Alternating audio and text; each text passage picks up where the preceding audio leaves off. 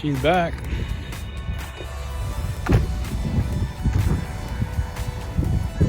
And no kidding.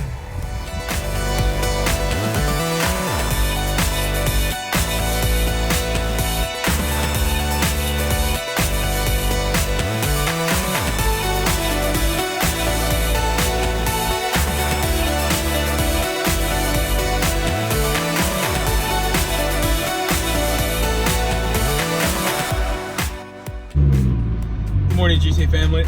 We're here in the Solara on my way to work in the morning, and wanted to tell you about my trip home last night and how today, you know, already on the first corner of the day with the Solara, which you guys know is not the nicest, not the newest car in the world. I essentially locked up at turn 1 of my trip today because maybe you can tell it's sort of wet and gray outside. The road was really slick, and I slid about 20 feet further than I wanted to at the first corner of the day today, but everything was fine.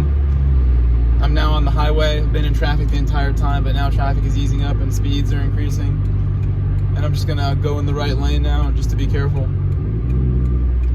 so I cannot really stop this car when I want to stop it. Apparently, if you miss turn 1, you already know you're having a setup issue.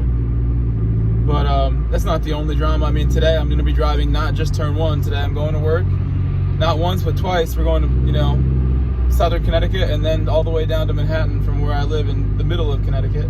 So it ends up being a 200-mile round trip today on a car with really bad brakes that lock up, you know, hundreds of miles, 200 miles or more. I think it's like 210 most days. And last night I'm coming home, same car, same problems, but it was, I was going to get dog food for the guys and actually got pulled over by a police officer for having no front plate. And I got let off really easy. The guy was cool, he was a young cop. Just told me he's going way down the other side of the same road we're on and that he didn't want to see me again. Kind of like winking at me, letting me leave, and I sat there in the car afterwards for a while thinking like, dude could have totally took me out, gave me huge problems, but we got lucky again. Just trying to get through to the day where I have like a reliable car where I don't need to keep bringing it to James. Later today I should try to stop by James. I'm going to call them and see what I can do, but the plan in my mind is I want to get out of the Solara and give this back to him as soon as possible, and I would like to get the Tracker tonight, even after they're closed. So hopefully they can leave the keys in the Tracker, let me pick it up, and I will leave the Solara there with the same situation keys in the visor or whatever we do. And hopefully I have a car I don't need to put any more money into, because at the moment we're pretty deep into cars in the last year or so, so it is what it is. I'll definitely be recording throughout the day and the rest of the week as things keep moving. We got Man U tonight, Nations Cup tomorrow. Gran Turismo is still the focus outside of work. See you guys soon.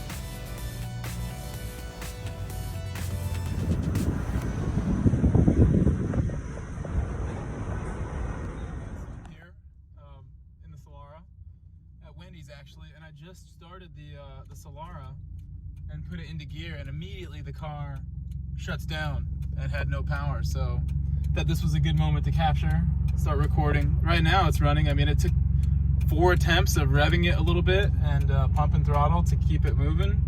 We're idling smooth right now at a stop, so considering you know, if I'm gonna make it home safe or not again, unfortunately. Just non-stop issues here, but we'll keep moving. Seems like it's okay now.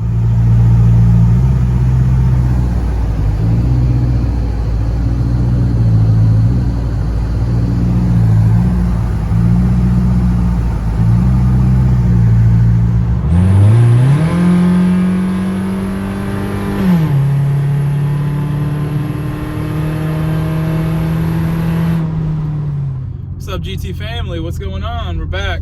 Grove Street Garage is back. I'm on my way right now from my second job of the day, some soccer, heading on over to James. I'm in the Solara right now, as you can see.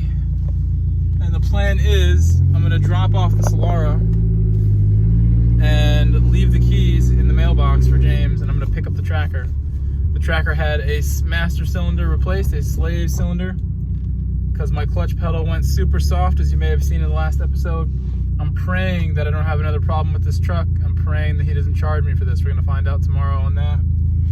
Just happy to get out of the Solara because I had a really close call today driving. Had a big lockup behind somebody where I was almost dozing off and I hit the brake late.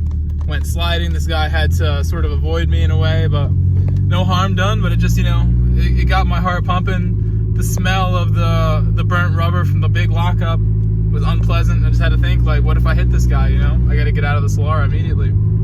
As much as I appreciate what this car has done for me, brought me to work, brought me to Manhattan twice and back, done it safely, no real issues, and I really appreciate this car right now.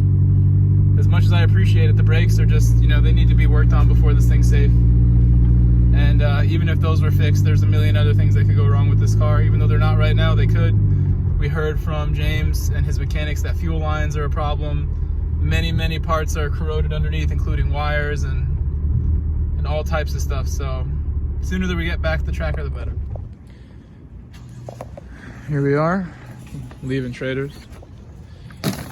I really feel that I need to have a quick word with this car.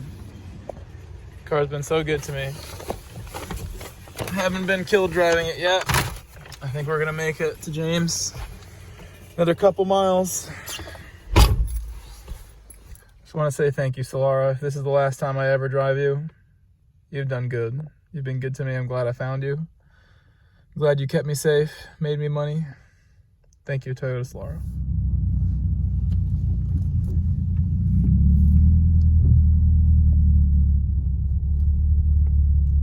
I don't see it.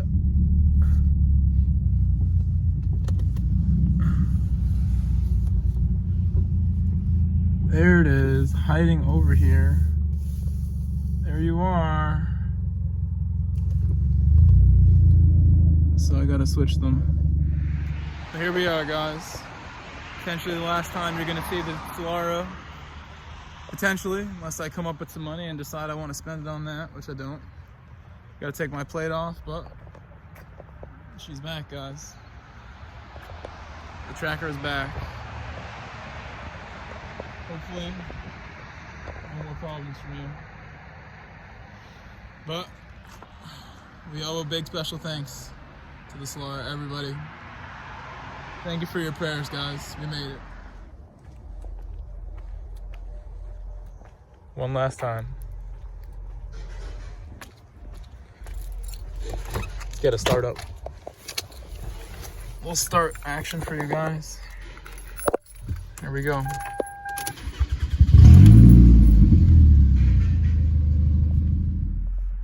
Okay, Tracker starting.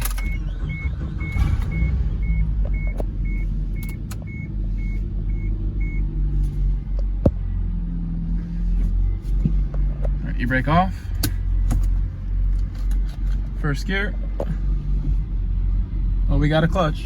I have a clutch.